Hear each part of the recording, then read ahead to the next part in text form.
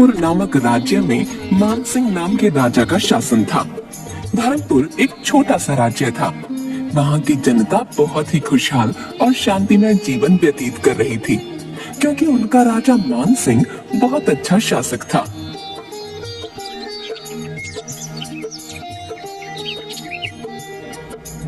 उनके शासन में राज्य में किसी भी तरह का दंगा फसाद या चोरी नहीं होती थी। यदि कहीं ऐसा बात तो राजा अपनी जनता की बात सुनता और उचित न्याय करता। वहाँ की जनता अपने राजा से बहुत खुश थी, क्योंकि वह अपनी जनता का बहुत ध्यान रखते थे और छोटे से छोटे व्यक्ति की समस्या भी सुनकर उसका हल निकालते थे। राजा मानसिंह अपने मंत्रियों से भी यही कहकर रखते कि यदि कोई उनके महल में मदद के लिए आए तो उसे कभी खाली हाथ न लौटाया जाए और लोगों की परेशानियों का पूरा ध्यान रखा जाए।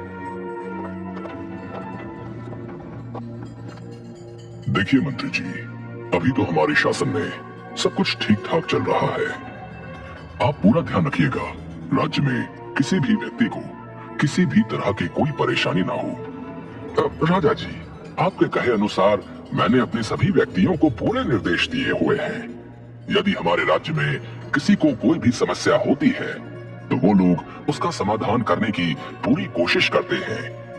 आप बिल्कुल बेफिक्र रहें। मानसिंह की 2 रानियां थीं। बड़ी रानी से उनकी कोई भी संतान नहीं थी। संतान की चाह में राजा ने दूसरा विवाह किया था। छोटी रानी से उनके एक पुत्र था। काफी वर्षों के इंतजार के बाद राजा मानसिंह को संतान की प्राप्ति हुई थी। अपने पुत्र का नाम उन्होंने युवराज रखा। ध्यान रखते थे और छोटे से छोटे व्यक्ति की समस्या भी सुनकर उसका हल निकालते थे। राजा मानसिंह अपने मंत्रियों से भी यही कहकर रखते कि यदि कोई उनके महल में मदद के लिए आए तो उसे कभी खाली हाथ न लौटाया जाए और लोगों की परेशानियों का पूरा ध्यान रखा जाए। देखिए मंत्री जी, अभी तो हमारे शासन में सब कुछ ठीक ठाक चल रहा है। आप पूरा ध्यान रखिएगा, राज्य में किसी भी व्यक्ति को किसी भी तरह की कोई परेशानी ना हो।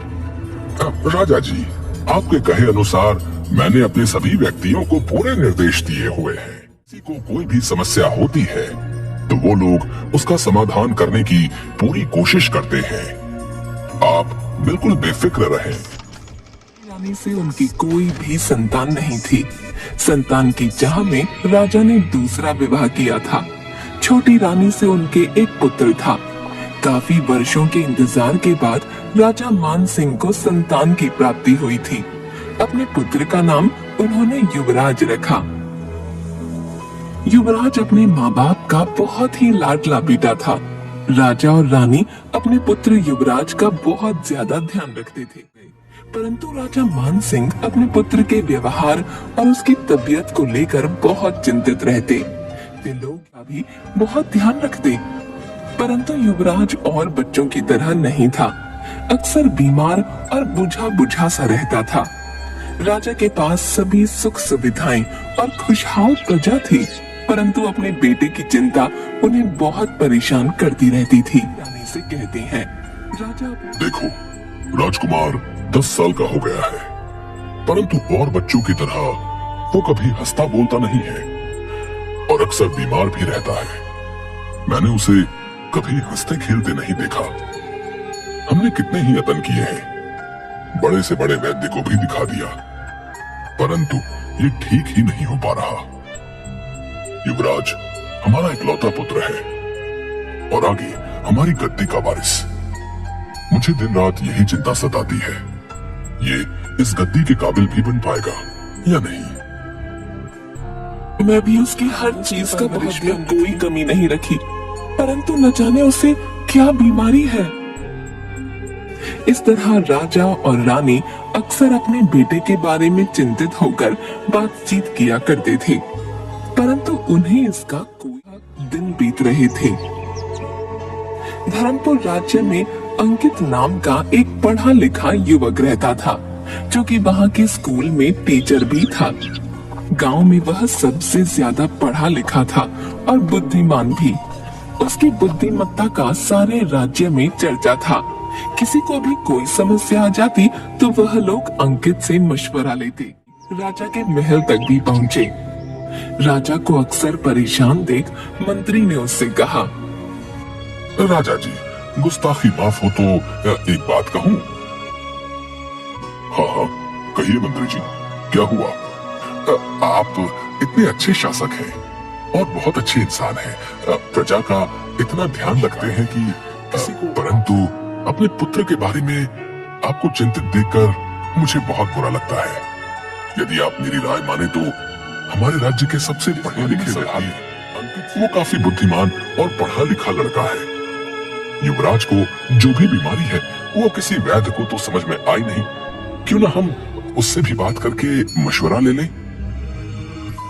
राजा को मंत्री की बात ठीक लगी। उन्होंने सोचा, आखिर कितना कुछ कर लिया तो यह भी करके देख लेते हैं। राजा ने मंत्री को तुरंत अंकित को राजमहल में बुलाने को कहा। उपस्थित हो गया। राजा जी, आपने मुझे याद किया, मैं आपकी क्या सहायता कर सकता हूँ? राजा ने युवराज के बारे में अंकित को सब कुछ बताते हुए अपनी चिंता जताई। हमने अपने बेटे की परवरिश में किसी तरह की कोई कमी नहीं रखी। बड़े से बड़े वैद्य को दिखा दिया, उसके आगे हर चीज लाकर रख दी, परंतु वो उदास और बीमार ही रहता है। हमें तो युवराज की समस्या समझ नहीं आ रही। राजा की समस्या सुनकर अंकित कुछ देर सोचने लगा और राजा से बोला, देखिए, ऐसे बताने से तो मुझे कुछ समझ में नहीं आ रहा। यदि आप आज्ञा दें तो मैं 2-3 दिन युवराज के साथ बिताना चाहता हूँ। मैं उसकी दिनचर्या देखना चाहता हूँ, उसके बाद ही मैं। राजा अंकित को युवराज के साथ रहने की आज्ञा दे देते हैं और उनके रहने का पूरा इंतजाम करवा देते।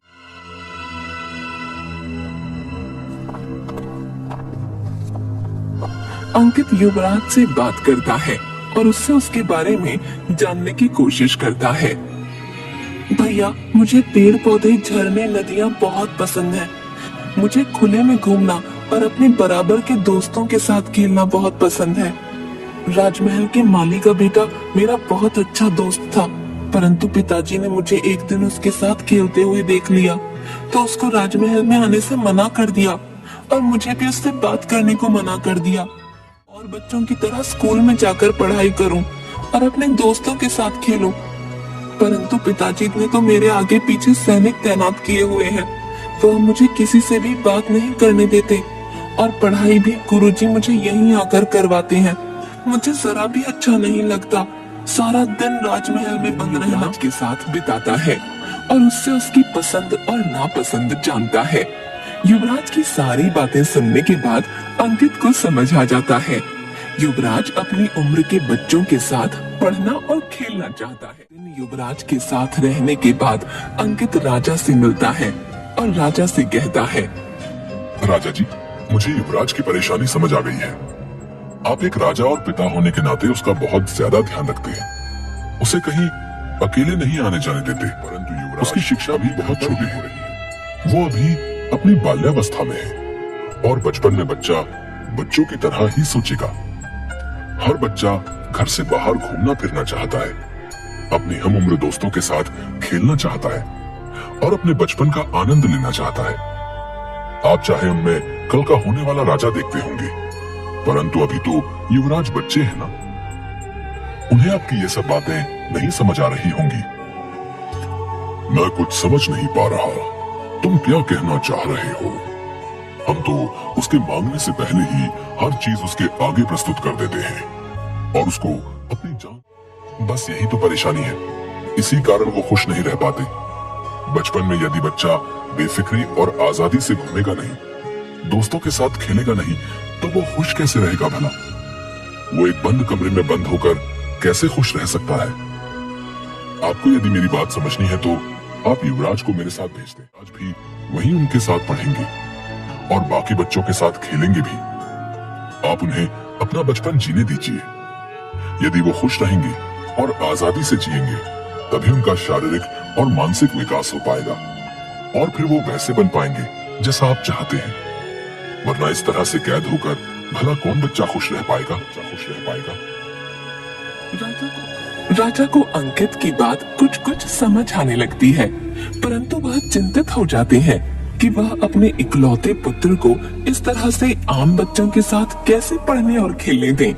यदि उन्हें कुछ हो गया तो अंकित राजा की चिंता समझ जाता है और उनसे कहता है, देखिए राजा जी, आपने तो सभी तरह के इलाज और तरीके करके देख लिए, परंतु युवराज ठीक नहीं हुए। अब मेरा कहा भी मानकर देख लीजिए। यदि आपको कुछ ही दिनों में युवराज ठीक होते हुए ना दिखे, लीजिएगा जैसे आप पहले रखते आए हैं। आपको यदि उनकी सुरक्षा की चिंता है तो आप एक सैनिक हमारे साथ भेज दें, जो दूर से हर समय उन पर नजर रखे, परंतु युवराज को किसी बात पर रोके टोके नहीं, उन्हें किसी तरह की कोई परेशानी नहीं होने दूंगा। ठीक है, मुझे थोड़ा सोचने का समय दो, मैं कल तुम्हें बताता हूँ।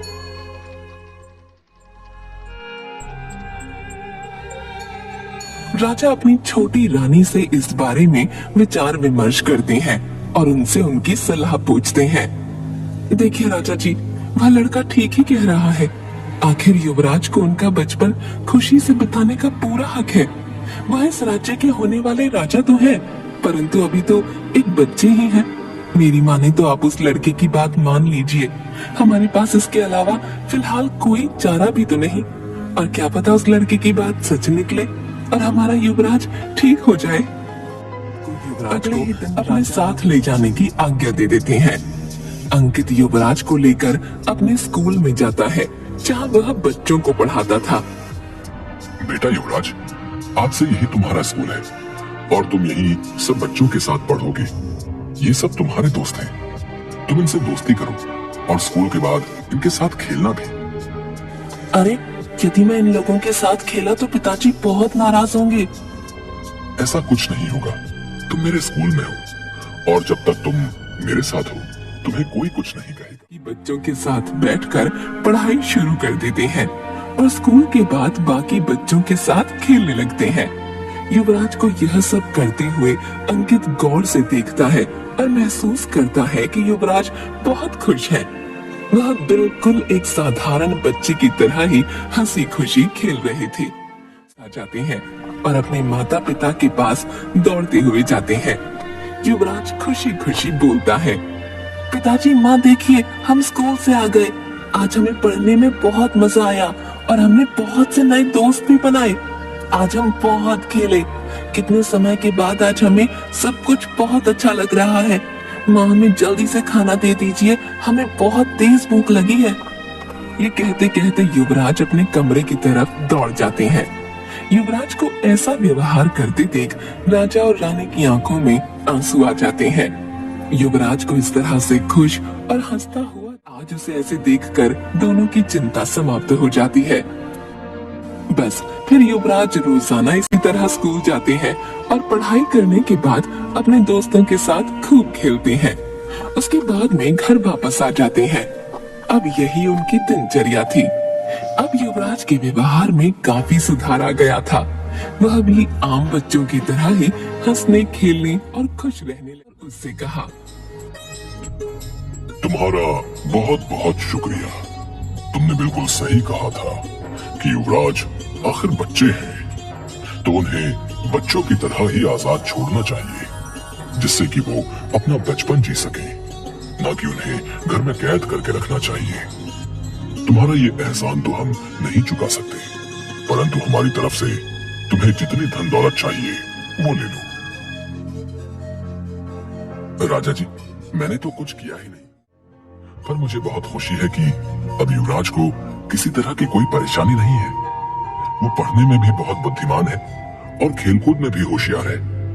जहाँ तक पैसों की बात है, यदि आप मेरे लिए कुछ करना चाहते हैं तो इस राज्य में एक अच्छा सा स्कूल बनवा दें, जहाँ बच्चों के लिए अच्छी सुख सुविधाएं हो। अपने मंत्री को आदेश देते हैं कि कल से ही स्कूल का काम शुरू कर दिया जाए।